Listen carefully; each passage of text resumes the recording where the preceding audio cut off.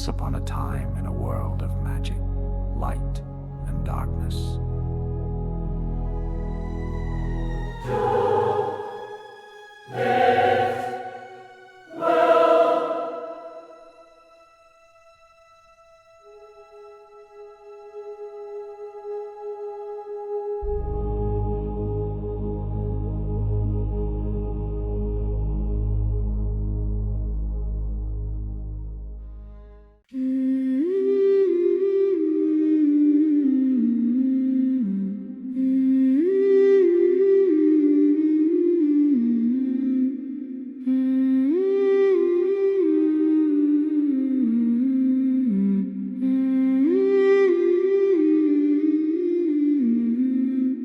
Gohnn Visol hurried down the dimly lit halls, his boots echoing off the stone floor as he moved with purpose.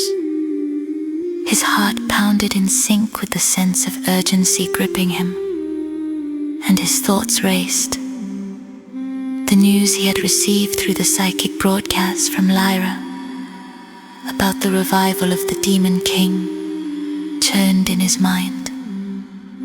His private chambers loomed ahead, and as soon as he reached them, he slipped inside, swiftly closing the door behind him.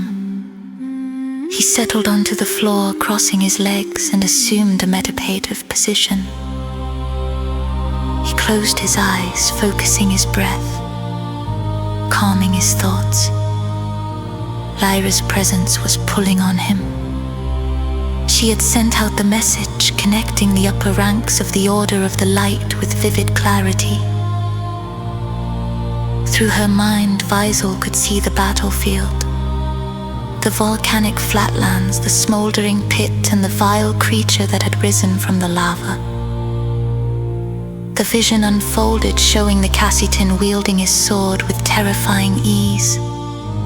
The weapon glowed with soul blue energy, a color that signified the peak of magic's power. The Casitan's movements were precise and without hesitation. One swing of his blade and the Demon King, an abomination capable of untold devastation, was felled, reduced to nothing with a single effortless strike. Visol's jaw clenched. Soul blue energy. Visol himself had spent nearly a month recovering from just a single demonstration of the same magic. He had pushed his body and mind to the brink to summon that power. But for the Casitan, it had been casual, as natural as breathing. The scene shifted as Lyra's vision continued. She was sealing the remains of the Demon King, performing a sacred ritual, the weight of her duty heavy upon her. Visol admired her skill, her composure. It was no small feat to prevent such a catastrophe. And yet, even in this shared moment of victory, his thoughts could not shake the bitterness that accompanied the Casitan's presence. The broadcast ended and Visol opened his eyes, his body trembling with quiet rage. Before he could regain his composure, he felt another tug, a familiar presence reaching out to him. Not through the shared psychic broadcast, but through their private connection. A link forged long ago. Lyra.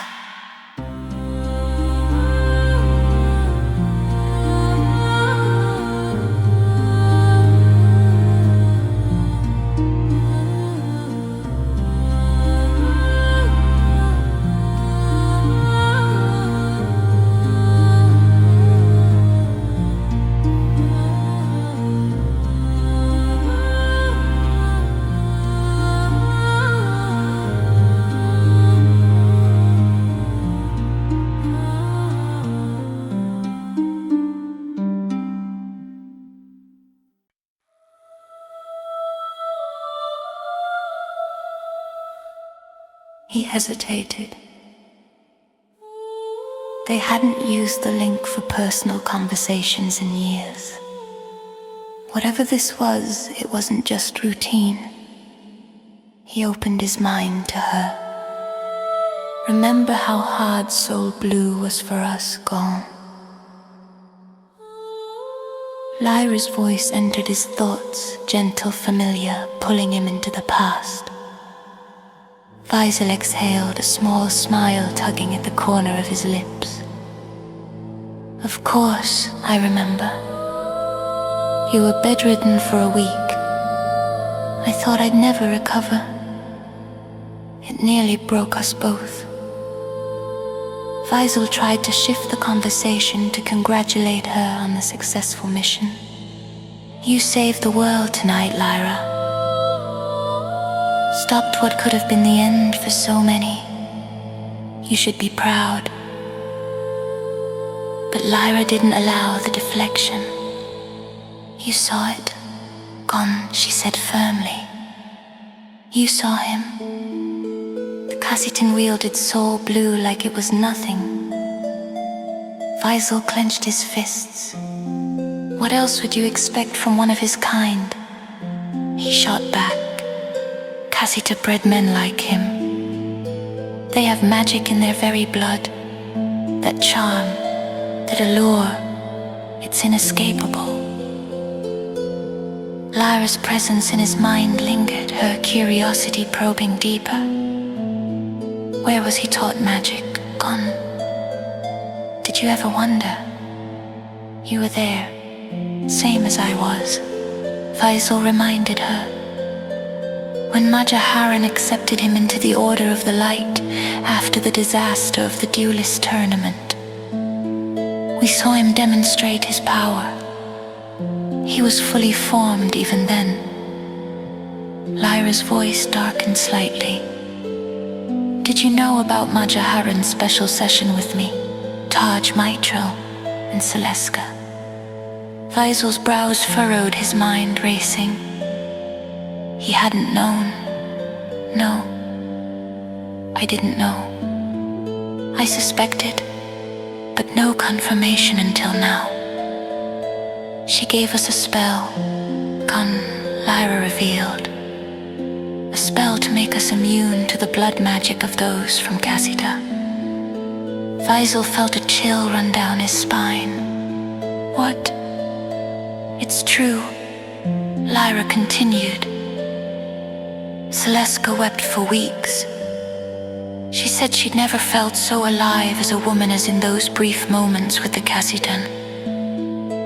Then, it was gone. Did you cry too? Visol asked, half joking, trying to deflect the intensity of the conversation. Lyra's amusement flickered through the link, but it was brief. I didn't. But Majaharan, she used the strongest version of the spell on herself. Visol's pulse quickened, his breath shallow. You're lying. I swear it, Gohnn. If you want, I can show you the memory, but I don't think you'd want to see it. Please, don't. The weight of Lyra's next thought pressed against him. I'm afraid of him, Gohnn, but I'm also in awe of him. I don't think he has evil intentions, but we can't know for sure. Not even Majaharan can penetrate his concealment magic. He's an enigma. But from what I can sense, I don't believe he's a threat.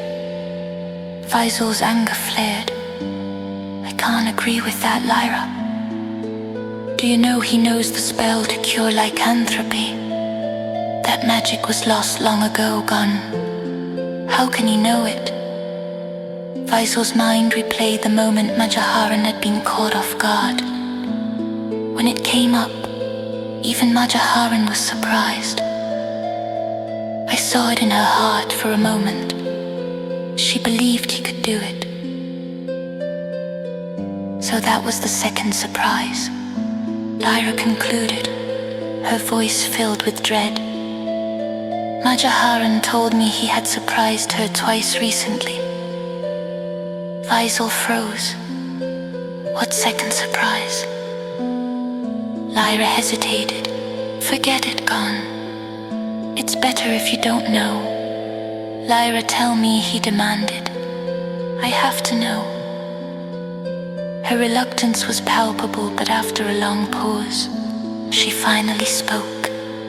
He read Majaharan's mind and heart without her even realizing it.